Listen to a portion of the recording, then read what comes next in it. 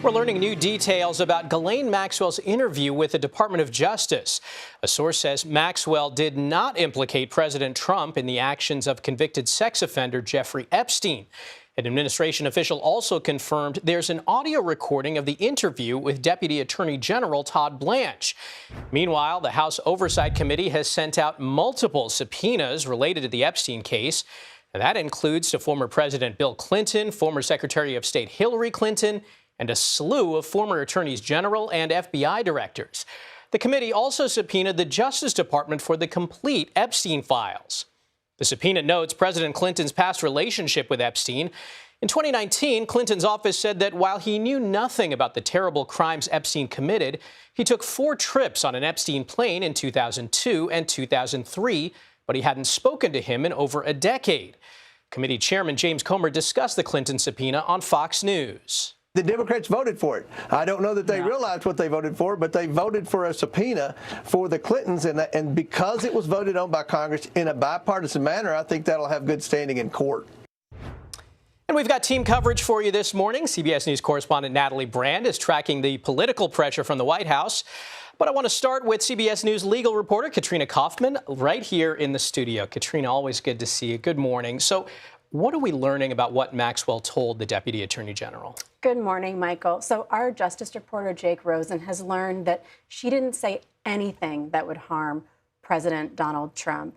ABC also reported that Ghislaine Maxwell said Trump never did anything in her presence that would cause concerns. So this is answering some questions that have been swirling. This was so unusual, Michael, to have the Deputy Attorney General go and personally interview Ghislaine Maxwell, a convicted felon. Normally, the lead prosecutor would do that, Maureen Comey, who has now been fired. But we were also learning that there is a recording of this 2-day interview that took place, and it's possible we could see these transcripts released. Now, I want to talk about the subpoenas. Some big names on that list. How do the subpoenas move the investigation forward?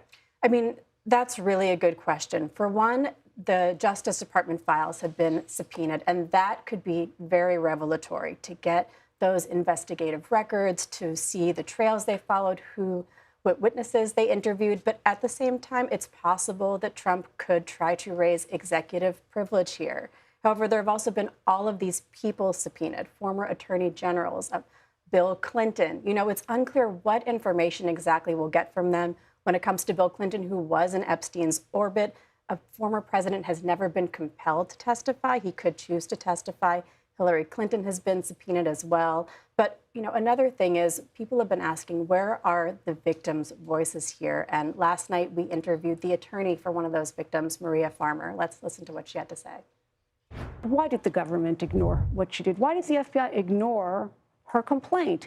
Had they just taken even a small look at what Jeffrey Epstein was doing, approximately 1,000 victims would have been spared, and nearly 30 years of trauma could have been avoided. That's enormous. And one thing about Maria Farmer, actually, is that she submitted a letter yesterday because there's also been this effort to unseal the grand jury transcripts. And she is, in fact, in support of that, of course, with redactions related to those victims. All right, Katrina Kaufman, thanks so much for joining us. We appreciate it. Thank you. And let's go now to CBS News correspondent Natalie Brand at the White House. Natalie, good morning. What did President Trump say about the Deputy Attorney General's meeting with Maxwell? Yeah, good morning to you, Michael. Specifically, the president was asked if he believes Maxwell is credible, if her testimony is credible, given this interview with the deputy attorney general. And he didn't, in his answer, talk about Maxwell specifically, but talked about Todd Blanche, the deputy attorney general, who he said is highly respected and had a complete praise for him. Keep in mind, this was his former personal attorney. Take a listen to more of what he had to say. I didn't talk to him about it, but I will tell you that whatever he asked would be totally appropriate, and it's not an uncommon thing to do that. And I think he probably wants to make sure that, you know, people that should not be involved or aren't involved are not hurt by something that would be very, very unfortunate, very unfair to a lot of people. The president also saying that he believes anything, Blanche did in that interview is completely above board. Now, former federal prosecutors who we've talked to have raised questions about Maxwell's credibility, given the fact that she is trying to appeal for clemency from President Trump and also appealing to the Supreme Court to take another look at her case, Michael. And Natalie, I've got to ask about another major headline we're following. President Trump threatening to federalize Washington, D.C. after a former DOJ official was assaulted. What do we know about that? And does the president even have the authority to do that?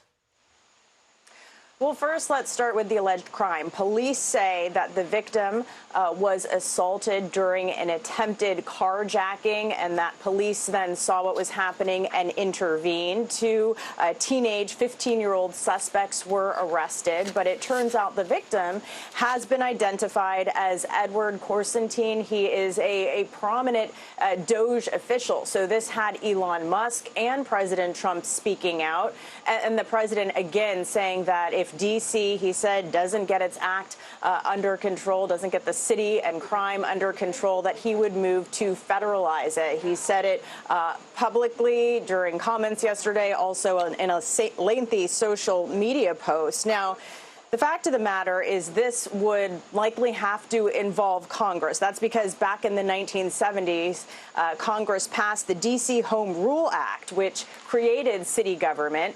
D.C. has a mayor, city officials, city commissioners. Legal experts do say, though, the president has some limited power to temporarily take over the police department during times of emergency. But again, overall, to federalize the city, that's something that would involve lawmakers over on Capitol Hill. All right, Natalie Brand at the White House. Thank you.